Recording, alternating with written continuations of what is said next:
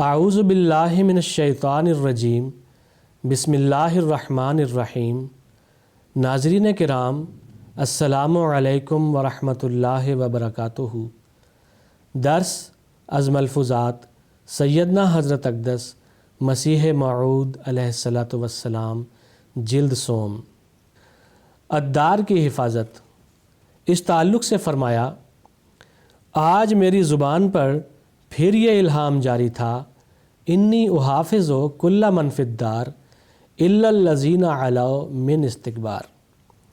فرمایا الا الذین علوا ہمیشہ ساتھ ہی ہوتا ہے، خدا معلوم اس کے کیا معنی ہیں۔ اس لیے بھی کہا جاتا ہے کہ یہ لوگ متنبع رہیں، تقوی پر قائم رہیں۔ ایک علو تو اس رنگ میں ہوتا ہے جیسے کہ اما بنعمت رب کا فحدث، اور ایک علو شیطان کا ہوتا ہے جیسے ابا واستکبرا۔ اور اس کے بارے میں ہے ام کنت من العالین، یہ اس سے سوال ہے کہ تیرا علو تکبر کے رنگ میں ہے یا واقعی ہے۔ خدا تعالیٰ کے بندوں کے واسطے بھی اعلیٰ کا لفظ آیا ہے اور ہمیشہ آتا ہے، جیسے انک انت الاعلیٰ، مگر یہ تو انکسار سے ہوتا ہے اور وہ تکبر سے ملا ہوا ہوتا ہے۔ علو کے ذکر میں الحکم میں مندرجہ ذیل مضمون بیان ہوا ہے۔ فرمایا یہ علو جو خدا تعالیٰ کے خاص بندوں کو دیا جاتا ہے وہ انکسار کے رنگ میں ہوتا ہے، اور شیطان کا علو استکبار سے ملا ہوا تھا۔ دیکھو ہمارے نبی کریم صلی اللہ علیہ وسلم نے جب مکہ کو فتح کیا تو آپ نے اسی طرح اپنا سر جھکایا اور سجدہ کیا جس طرح پر ان مصائب اور مشکلات کے دنوں میں جھکاتے اور سجدہ کرتے تھے۔ جب اسی مکہ میں آپ کی ہر طرح سے مخالفت کی جاتی اور دکھ دیا جاتا تھا، جب آپ نے دیکھا کہ میں کس حالت میں یہاں سے گیا تھا اور کس حالت میں اب آیا ہوں، تو آپ کا دل خدا کے شکر سے بھر گیا اور آپ نے سجدہ کیا۔ شاہ عبدالعزیز صاحب کے ایک شاگرد کا غلط فتویٰ۔ شاہ عبدالعزیز صاحب کے شاگردوں میں سے ایک کا ذکر ہوا۔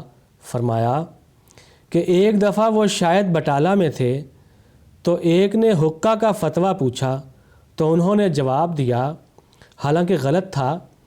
حقہ دو قسم کا ہے، ایک وہ جو کہ تکیوں میں ہوتا ہے، 10 دن تک پانی نہیں بدلتے، اسے غسل نہیں دیتے، وہ تو حرام ہے، اور دوسرا جس کا پانی بدلتا رہتا ہے اور اسے غسل دیتے رہتے ہیں، وہ حلال ہے۔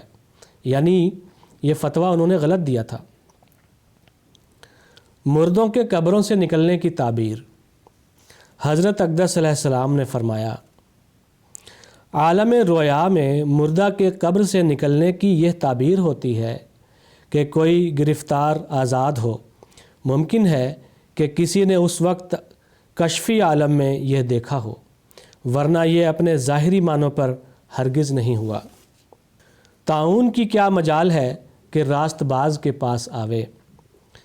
پھر بیان کیا گیا کہ ٹیکے والوں نے سر دست کل اکابرین دہ ہندو مسلمان کے دستخط کرا لیے ہیں، شاید کل یا پرسوں آویں گے۔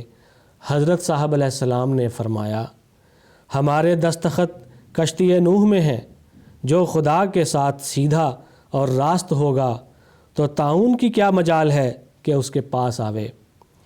پھر جماعت کو مخاطب کر کے حضرت اقدس علیہ السلام نے فرمایا کہ صحابہ میں بھی طاعون ہوتا رہا ہے، ہاں انبیاء کو ہرگز نہیں ہوا۔